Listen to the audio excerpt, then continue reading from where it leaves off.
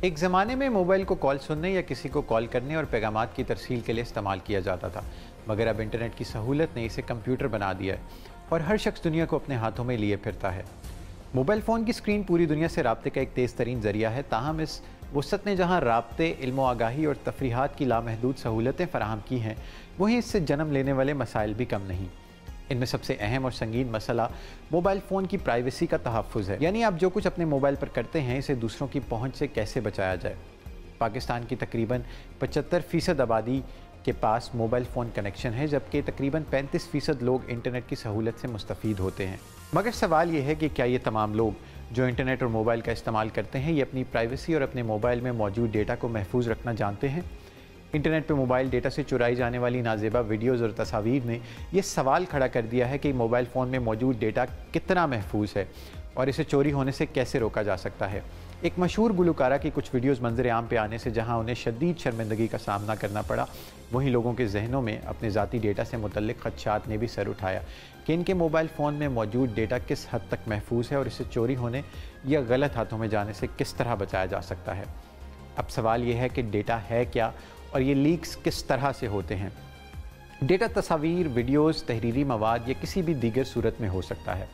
जहाँ तक इस डेटा के लीक होने का सवाल है तो इस बारे में ये सोचने की चीज़ है कि क्या आपने ख़ुद किसी के साथ वो डेटा शेयर किया या किसी ने आपके मोबाइल फ़ोन से वो डेटा चुरा लिया, या आपने मोबाइल फ़ोन फ़रोख्त किया मगर ख़रीदार ने आपका डिलीट हुआ हुआ डेटा रिकवर कर लिया। मोबाइल फ़ोन चोरी हो गया, छीन लिया गया या आप उसे कहीं रख कर भूल गए, उस सूरत में भी दूसरा शख्स आपके फ़ोन में मौजूद मवाद को देख और अपने पास महफूज कर सकता है। सबसे पहले हमने इस चीज़ का पता लगाया कि डेटा इंटरनेट तक पहुंचता कैसे है। हमने फेसबुक और व्हाट्सएप पे मौजूद मुख्तलिफ ग्रुप्स तक रसाई हासिल की जहां लोगों की निजी तस्वीर और वीडियोज़ की ख़रीदो फ़रोख्त जारी थी, और ऐसे ग्रुप्स में वीडियोज़ के बदले वीडियो का तबादला भी हो रहा था। ऐसे ग्रुप्स में न सिर्फ मेंबर्स हज़ारों की तादाद में हैं, बल्कि 100 रुपये के मोबाइल बैलेंस से लेकर 1000 रुपये तक के रेट्स में वीडियोज़ ख़रीदी और बेची जाती हैं। इन ग्रुप्स, ऑनलाइन वेबसाइट्स और फेसबुक पेजेस तक वीडियोज़ एक लंबा सफ़र तय करके पहुँचती हैं। ऐसा हो सकता है कि आपने किसी पे एतबार करके किसी के साथ कुछ शेयर किया हो और उसने वो डिलीट करने की बजाय अपने किसी दोस्त को भेजा।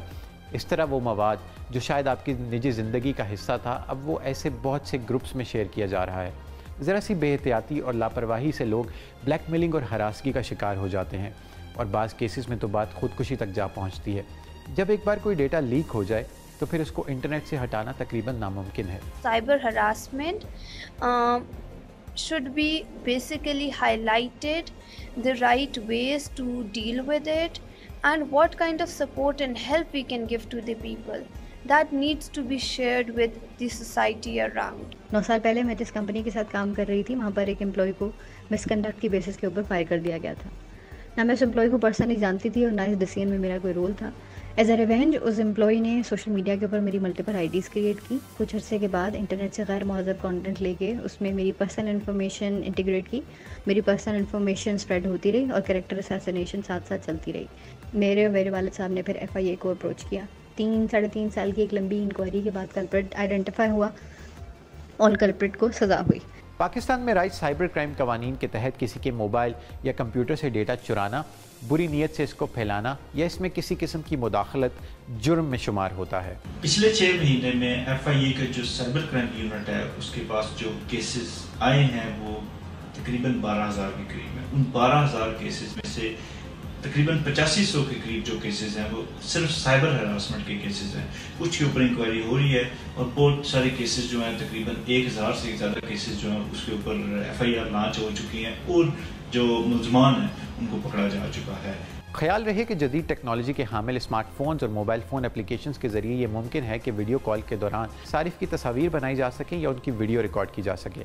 इन तस्वीर को बासानी फ़ोटोशॉप की मदद से एडिट भी किया जा सकता है। मोबाइल फ़ोन एप्लीकेशन से ही फ़ोन करने वाले की लोकेशन भी मालूम की जा सकती है। लिहाजा वो ख़वातीनो हज़रात जो सोशल मीडिया, मोबाइल फ़ोन्स और मोबाइल एप्लीकेशंस की सिक्योरिटी के फ़ीचर से नावाकिफ़ हों, इन्हें कोई भी शख्स फ्रेंड रिक्वेस्ट भेज कर या इनसे मालूमात हासिल करके इनको नुकसान पहुँचा सकता है।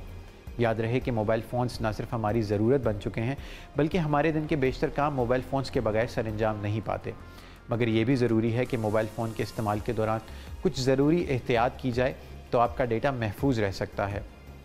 अपने व्हाट्सएप, फेसबुक या मैसेंजर पे आने वाले लिंक्स पे क्लिक मत कीजिए। اگر کوئی آپ کو یہ بتا رہا ہے کہ آپ کا انعام نکل آیا ہے یا آپ کو کوئی کوڈ موصول ہوگا، وہ فلاں نمبر پر بھیجیں، ایسا کرنے سے آپ کے فون کا ڈیٹا یا آپ کے فون کا ایکسیس کسی دوسرے کو مل سکتا ہے۔ آپ کے فون کی کسی اپلیکیشن کو آسانی سے ہیک بھی کیا جا سکتا ہے۔ آپ نے کوئی اپلیکیشن ڈاؤن لوڈ کی جس نے ضرورت سے زیادہ پرمیشنز مانگ لیں اور ان اپلیکیشنز کے بنانے والوں تک آپ کے موبائل فون کی رسائی ہوگی۔ یہاں یہ بھی ضروری ہے کہ اگر آپ نے کوئی گیم انسٹال کی ہے اور وہ گیم آپ سے آپ کی گیلری یا آپ کے کانٹیکٹس یا آپ کے کیمرے کا ایکسیس مانگتی ہے، تو ایکسیپٹ کے بٹن پر کلک کرنے سے پہلے یہ سوچ لیجئے کہ واقعی اس کے استعمال میں ان پرمیشنز کی ضرورت ہے یا نہیں۔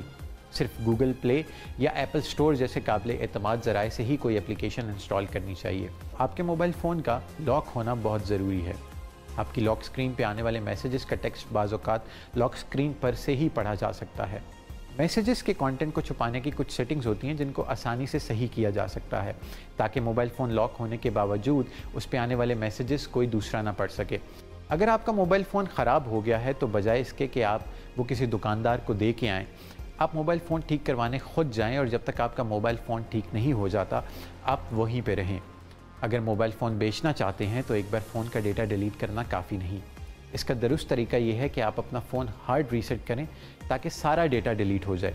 اس کے بعد جب فون دوبارہ آن ہو تو اس میں غیر ضروری ڈیٹا بھر دیں، میموری مکمل فل کریں۔